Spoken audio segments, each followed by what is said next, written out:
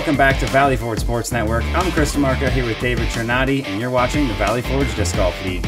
And today we're here with the Badlands Bandits versus the Rock City Royals. We're at Field of Dream Disc Golf Course in Great Meadows, New Jersey. And this is my home course. I'm really excited to see what some triples teams can do. And let's get into it. Yeah, let's take a look at the Rock City Royals roster. They won their first championship last season behind Scott DeMarco's great play. Paul Bolonich out here, the forehand specialist. I know he's excited to get out into the open field. The Royals also have Adam Andrian and Dan Schifrin sitting on the bench today, but he's dressed up. He's got his kit on. We might see him play later today.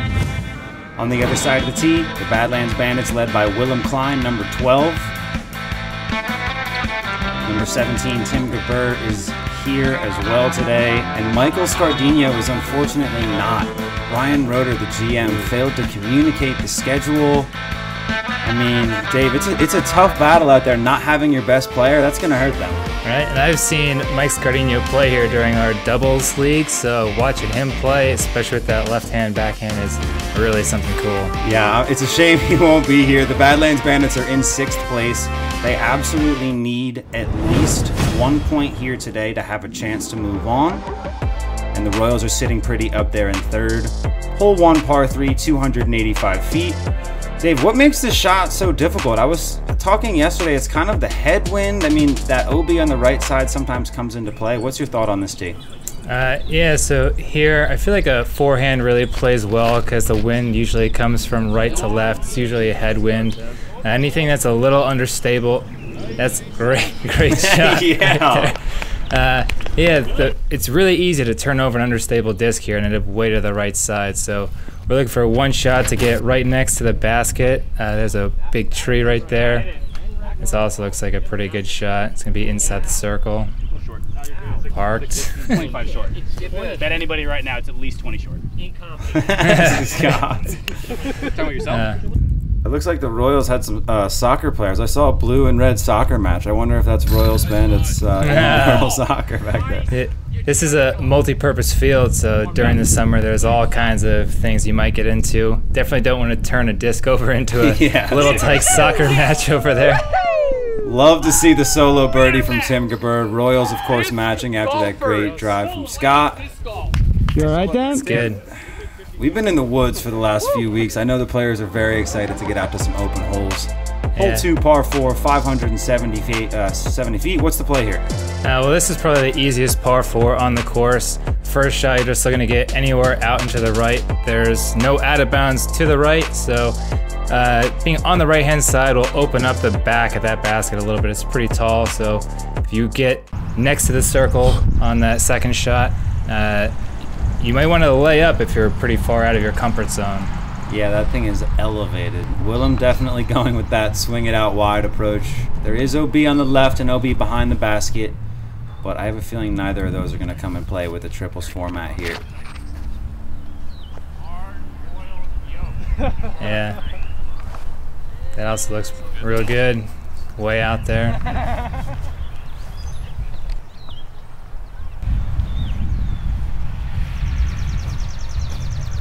Roeder getting a throw in here. If we saw his shot, it was the best of the group.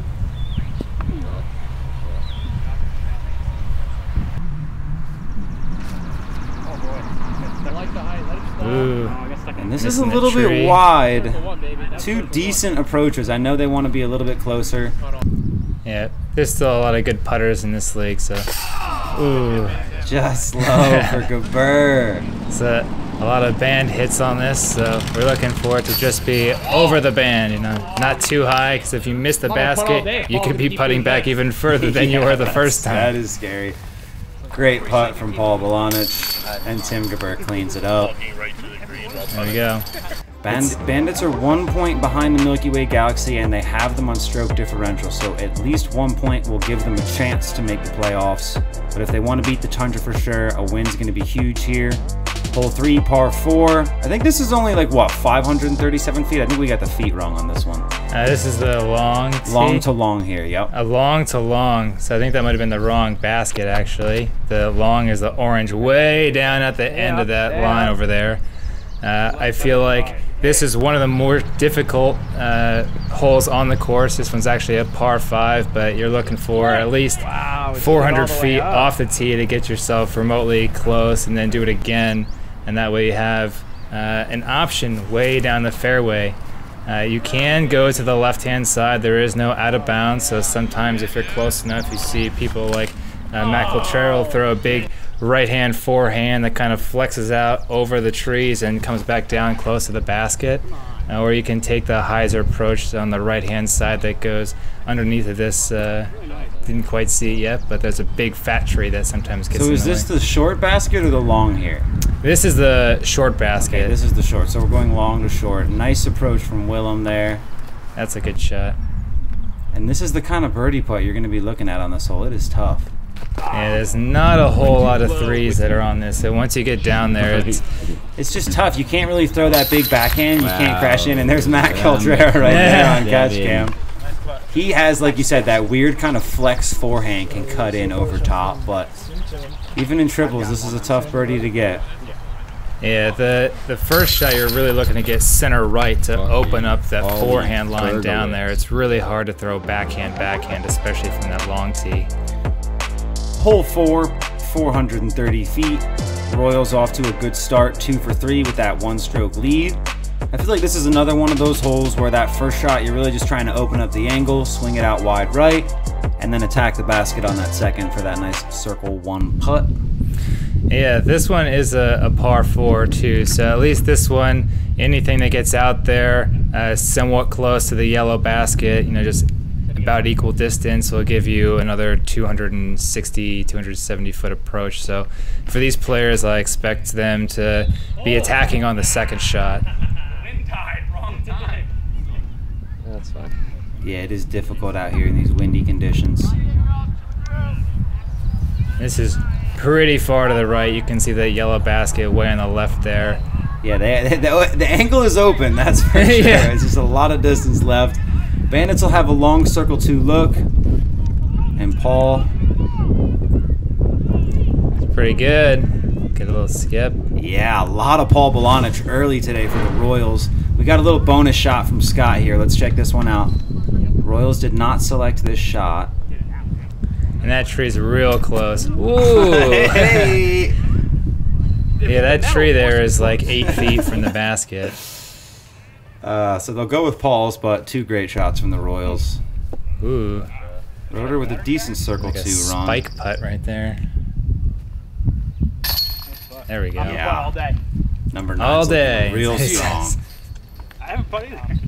Adam, This is really cool. Adam's over here. I haven't put Yeah, we haven't even seen Adam Andrian for the Royals yet. Scott with 1 or 2 big shots, but Paul just playing really well. We know him as a forehand dominant player, but he's showing some good backhands and some good putts. Willem Klein putting it in the basket. Okay, hole 5, par 4, 566 feet. We forgot the drum fight on this one. It's kind of a very long shot off the tee, then that weird downhill look, and we're going to the long orange basket here. Yeah, so those basketball courts actually play out of bounds. Barely staying in there then. Yikes. I think a forehand that goes towards the left and then kind of comes in is a good shot. I was learning from Justin Choka, who's one of the course managers here.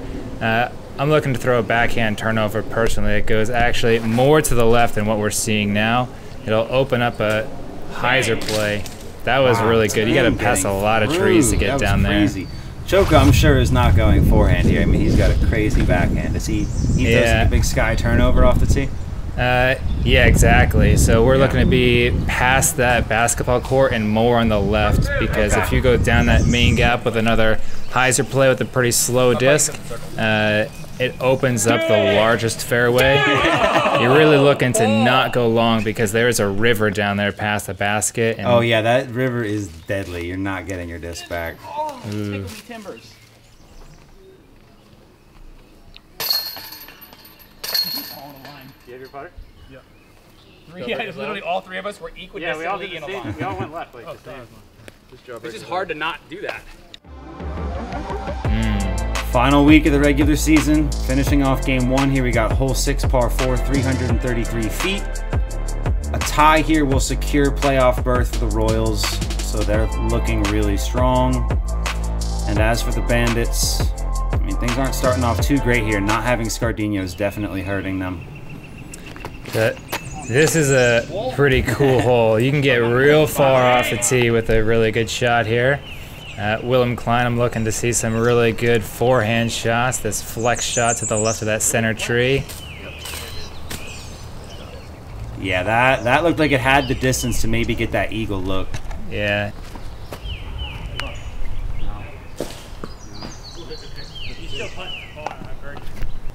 Tim's trying to run this. That was a really good tee shot. Great shot. Yeah, way up the fairway. So the Bandits will tap in for a birdie. Yeah, The Royals that was great. match with that Great big shot. circle 2 putt from Scott DeMarco. Wow. That's clutch. Yeah, there's a lot of good golf right now. I hear Matt Lawson in the background. Matt Lawson's watching on, praying that the Bandits do not get any points today. All right, taking a look at the standings here, the Rock City Royals officially clinched playoff berth with that win, and the Badlands Bandits sitting in last with 7 points here. A win with 2 points will knock the Galaxy out. Like I said, Matt Lawson watching on, nervous. Let's see how Tim Gabur from the Badlands Bandits is feeling after game 1. You know, it's a field of dreams, and a team can dream. I think the play's been pretty even, but the Bandits probably have the advantage going to the woods, so look at that, execute. Absolutely love the confidence from Tim Gabur there. A team can dream here at Field of Dreams. Let's see how Scott DeMarco, GM of the Rock City Royals, is doing. You know, Tim's been looking into my eyes for the better part of the day, and I wanted to close those eyes, putting that putt in the net. And we're going to do a lot more of that coming down. I don't think Paul's going to miss a single circle 1 putt this whole day, and we'll shut it down from there.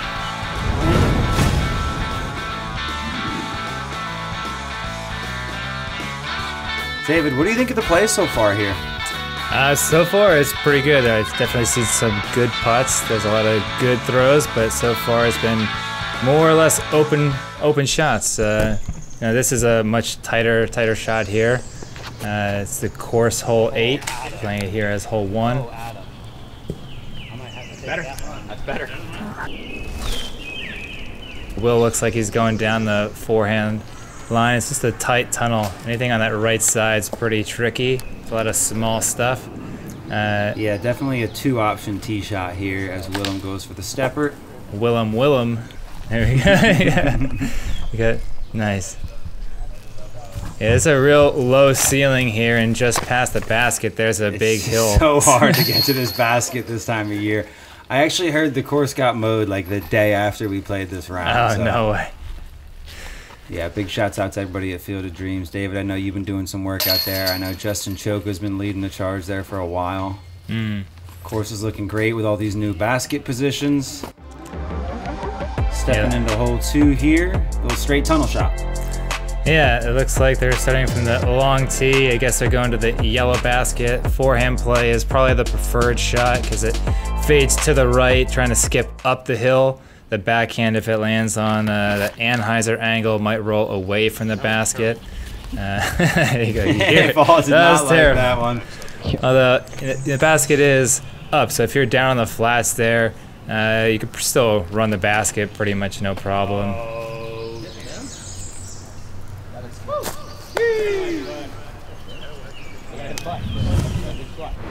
That's a great shot. Tim Gabur wants to see the playoffs.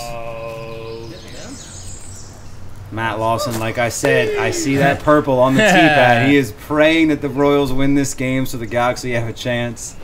And of course, we're going to see the Tundra play the Waves next week. Oh, Ooh. that was close. That was a great shot. Easy 2. Easy Sorry, 2. Roder. What a drive. Good job, Road Scrooge. Yo, Royal. Lefty McGovern talking behind the camera. Yeah, no. Oh, look at this. This is probably one of the tightest gaps off the tee. This is course hole 10, playing as par 3. That gap we just went through. A lot of people hit those, so you're looking for something that just gets through the gap, stays straight. Anything with a strong fade might get you skipping a little bit into the woods. So. Lots and lots of Tim Little Gabur turned here. over. He's doing everything he can for the Bandits here. That 1-stroke lead is huge. Love the momentum shift. Let's see. Also, down the gap, still circle 2, probably. I thought Tim was going to be a little closer here with that shot. William Doolittle.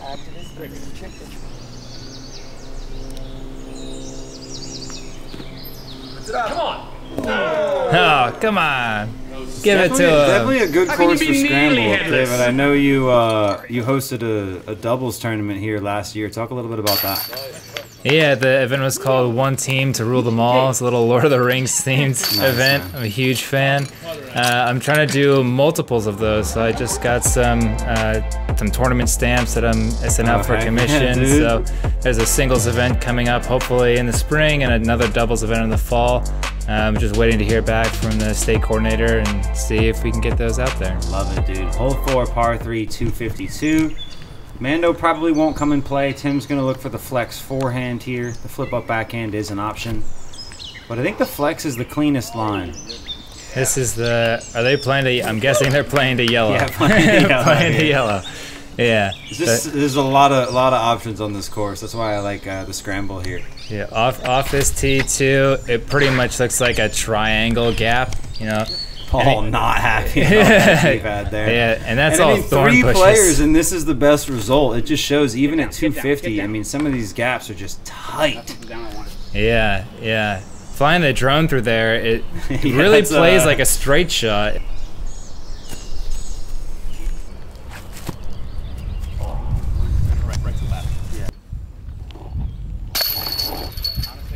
Good Looks putt, like it's going Willem. to be pars across the board here. Bandits are going to have a 1-stroke lead. There we go. Good putt.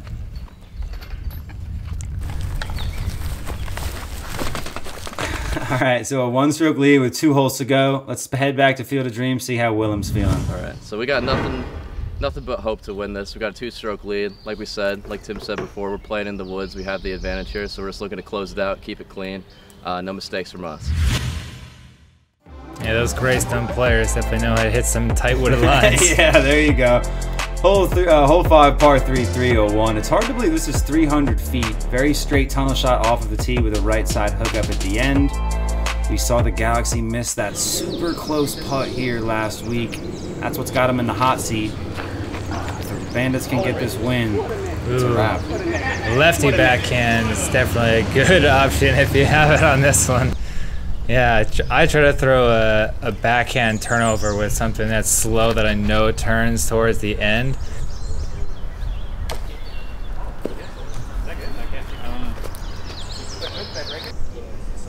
Decent kick for Adam there, and it's a 2-stroke lead. I said 1, sorry about that.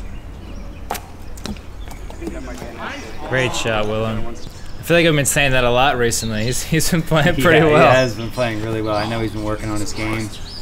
And Scott's going to miss that putt. Goldfinch is looking on. Matt Lawson, I know, is sweating in the background at this point. And at this point now for the Bandits, it looks like they have a good chance to get 2 points here, moving them up to 9, but they still need to make sure that they have stroke differential over the Arctic Tundra. Hole 6, par 5, 519 feet. This one's starting up straight off of the tee with this slight left hookup. Goes uphill for quite a good bit. And you're kind of attacking the basket blind on your second or third shot here. Really difficult to get in for the birdie. Yeah, you'll see in the middle of the fairway there's a big black tree on the right side. Anything that gets to that tree in a little on the inside is going to be, you know, great off the tee.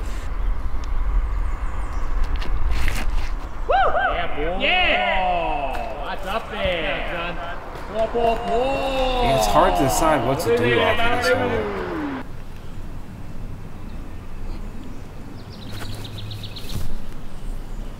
Rotor going with the standstill here. It's so uphill. Looks like he might have gotten through that line of rough right there for a clean third. Oh, they're playing an orange, it looks like. Yeah, so once you get all the way up there, they're still got to go down another hill. So, you know, probably for second shots, we're looking for them to be over this flat and on the backside if you're trying to look for eagle is in play on this hole. So it doesn't look like they're quite up there, but, you know, they're close. Bandits will have a birdie look. Royals going for eagle. They got a lot of distance on that last. So Bandits won't be eliminated yet, but this is still a huge putt for stroke differential. Good bit, kids.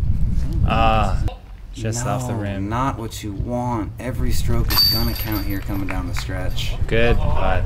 Good putt. And that's clutch for the Royals. They're looking well poised in second after an incredible day from Paul Bolanich. I mean, we saw him off the tee, we saw him on the fairways, and we saw him on the green. Cool. All right, David, I want to get your thoughts on the play here in a second, but as we can see, the Milky Way Galaxy has been eliminated after 10 games. They're sitting at 8 points. Bandits were able to acquire 2 points today, but they are at 3 under par. So if the Arctic Tundra can get at least a draw, so if the Arctic Tundra can get 2 draws or a win with more than 2 strokes of separation, they're going to knock the Bandits out. And the New Jersey Goldfinches, with that Bandit victory, have officially clinched playoff berth as well. So Galaxy out, Tundra have a chance, Bandits have a chance. We'll see the Tundra play the Waves next week. Now, David, you've thrown a doubles tournament. I know you guys have played quite a bit of scramble here. What did you think of the play for that triples format? I mean, I was kind of expecting to see a lot more easy tap-ins. Are the gaps just deceivingly tight? Talk about the course. Yeah, so I'm pretty surprised. I mean, the one team did have a pretty big lead at the end there, but yeah, I'm surprised. There's just a lot of long circle one putts, you know, not a lot of real close shots. So those, what do they call it? The gaps off the tee, you know, those things over there. From the long tees, they're pretty tough. If you hit the line, it's pretty good for almost every shot, but if you don't hit the line or know the course pretty well, it's easy to find yourself off the fairway. Well, we'll see the Arctic Tundra get a chance to play the Thunder Bay Waves. We'll see if Travis Amico and them can hit some lines next week. Let's kick it down back to Field of Dreams. Galaxy have been eliminated. We'll see how Matt Lawson feels about that. You know, it's always tough when your season comes to an end earlier than expected anyway, and it's certainly tough for me now. I think there was some sabotage going on with some of the other teams in the league. People talking about having competent forehands, and then all of a sudden there's no forehand to be spoken of. So we'll see. But, you know, we're going to be going in the off-season, playing some golf, and having a good time. Lawson absolutely just so disappointed. I mean, I'm a little upset too. I know Jacob Bliss wasn't really able to make it out to their games. He was available for the playoffs, so the Galaxy would have been a threat, but they are eliminated. And like we said, we'll see if it's either going to be the Bandits or the Tundra. David, do you have any final closing thoughts here before we head out into this beautiful weekend? I'm just really excited to be here. Thank you for having me. This is pretty much a dream come true.